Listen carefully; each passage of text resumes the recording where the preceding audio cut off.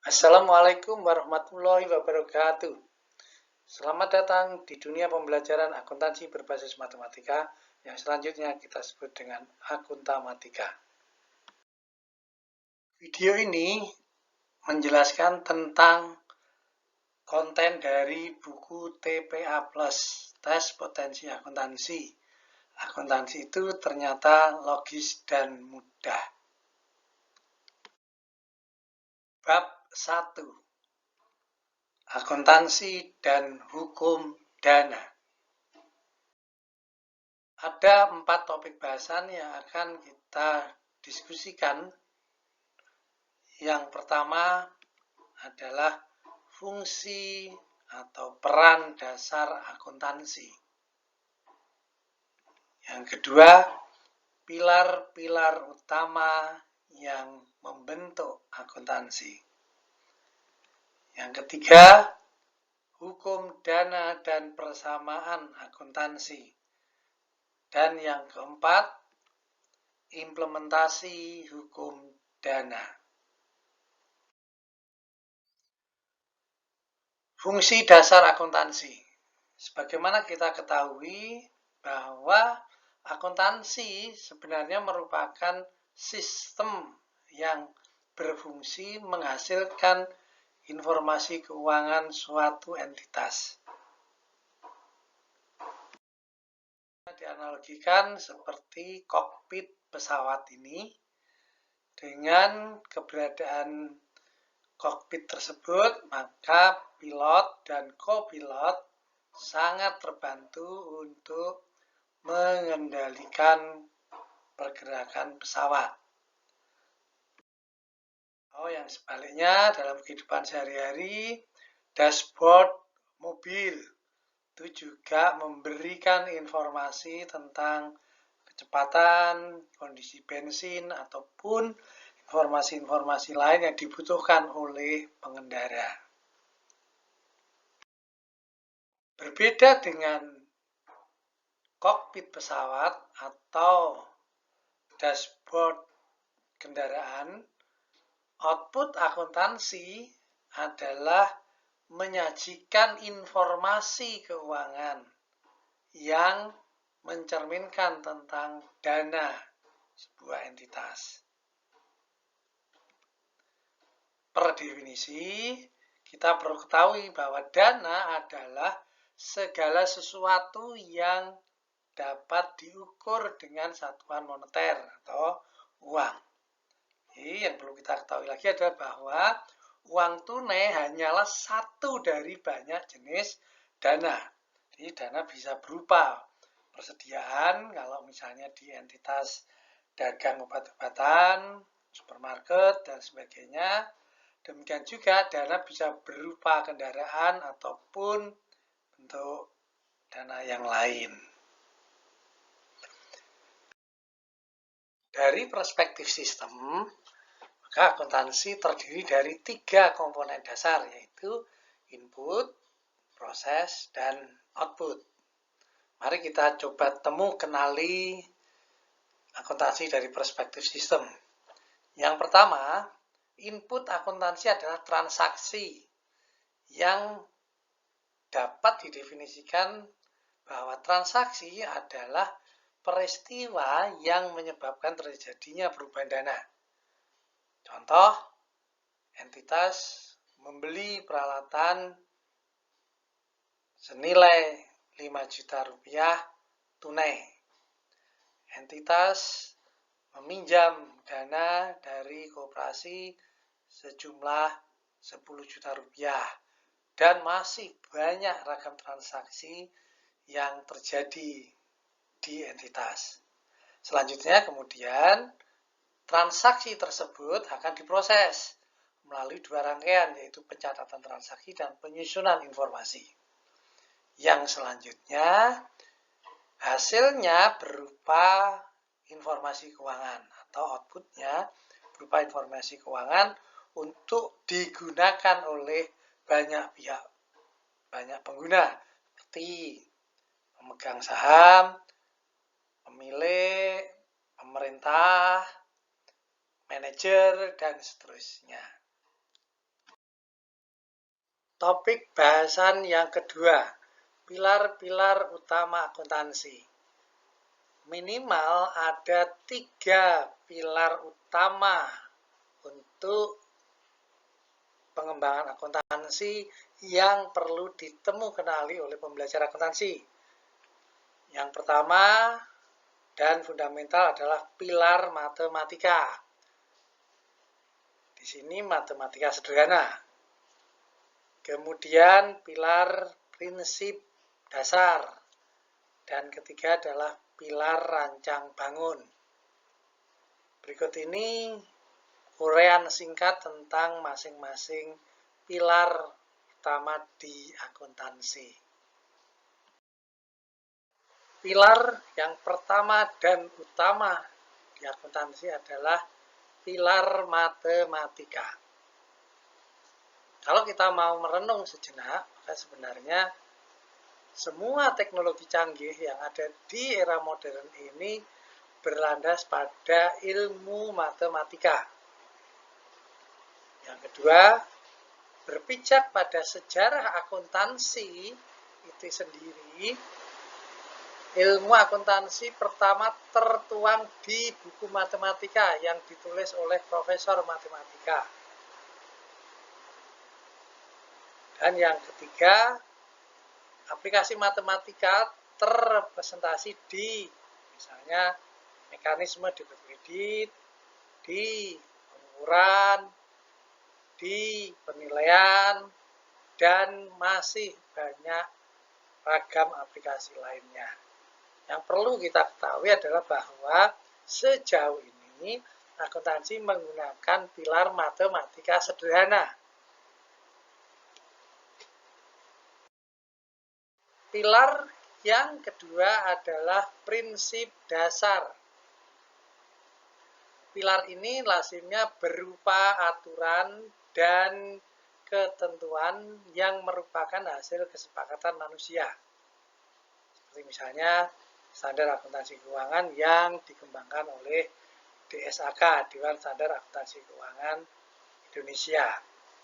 Bisa dianalogikan, pilar prinsip dasar ini adalah sebagai bahasa yang fungsi dasarnya adalah untuk mempermudah komunikasi, pengembangan, dan pemahaman informasi akuntansi oleh banyak pihak.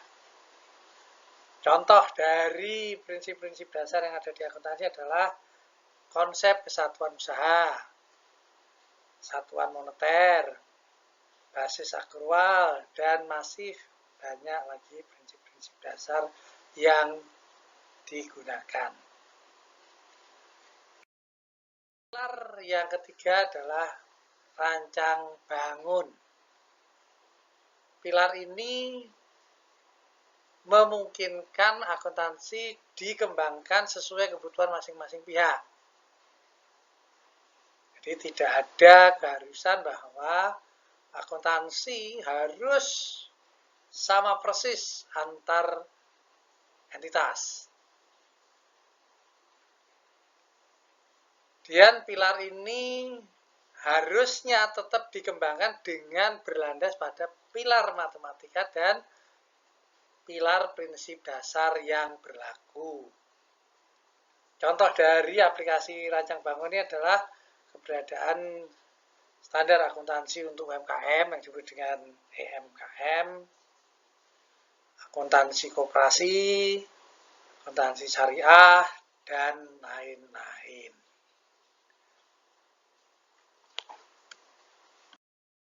Topik bahasan ketiga, hukum dana dan persamaan akuntansi. Hukum dana yang berlaku di akuntansi merupakan hukum universal yang selaras dengan hukum alam lainnya. Dengan demikian, hukum dana yang berlaku di akuntansi adalah hukum yang ditemukan oleh manusia, bukan dibuat oleh manusia. Hukum dana ini bisa dinyatakan sebagai berikut. Total usage of funds must always equal to total sources of funds. Atau dalam bahasa Indonesia, total penggunaan dana harus selalu sama dengan total sumber pemerolehan dana.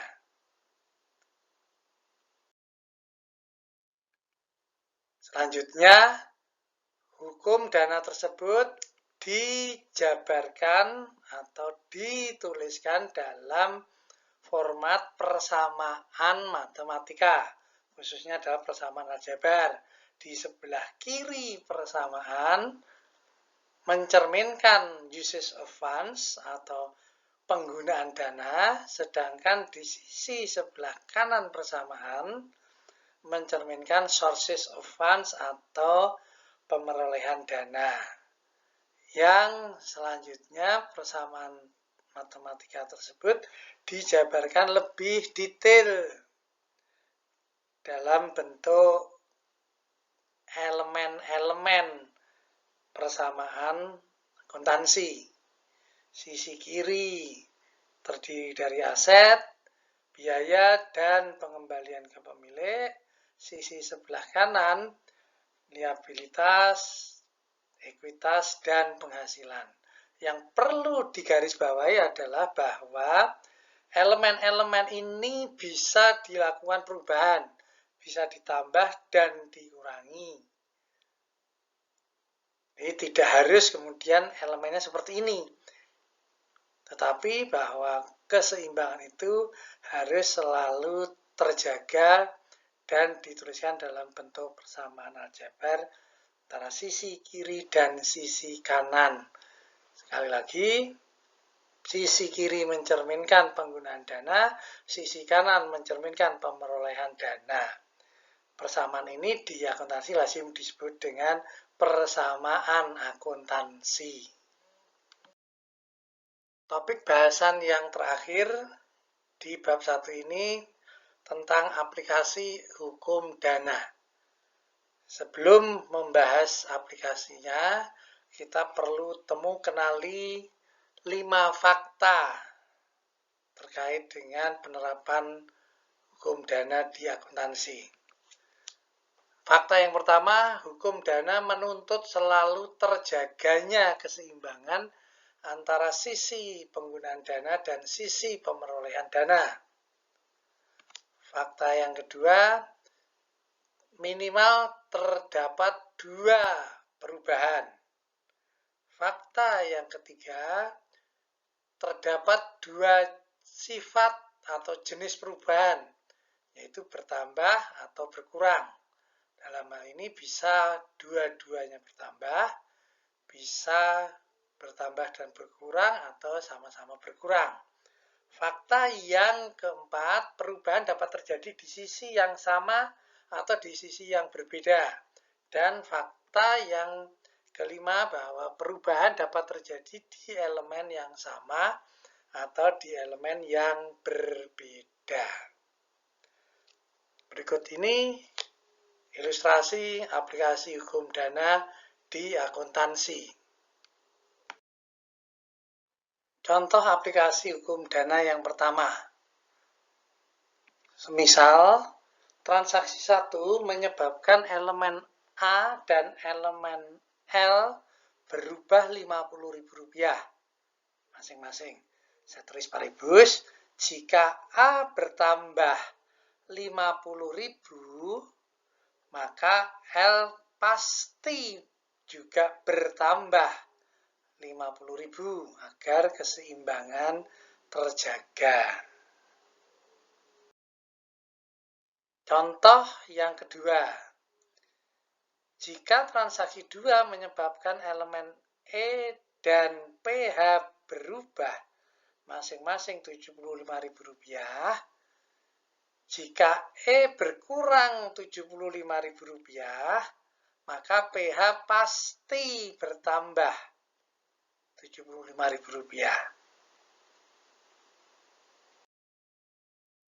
Contoh aplikasi hukum dana yang ketiga, jika transaksi 3 menyebabkan A berubah Rp250.000, L berubah 60.000 dan PH berubah Rp310.000, maka jika PH bertambah Rp310.000, maka A pasti bertambah Rp250.000 dan L berkurang Rp60.000.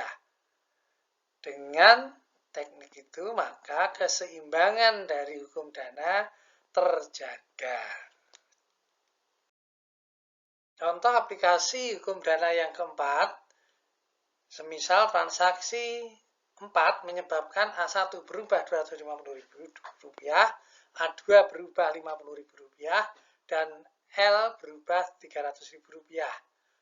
Jika L bertambah Rp300.000, maka A1 bertambah Rp250.000 dan A2 juga bertambah Rp50.000. Dengan situasi itu, maka keseimbangan hukum dana terjaga. Demikian pembahasan kita kali ini. Pada akhirnya saya mengucapkan terima kasih dan semoga bermanfaat. Wassalamualaikum warahmatullahi wabarakatuh.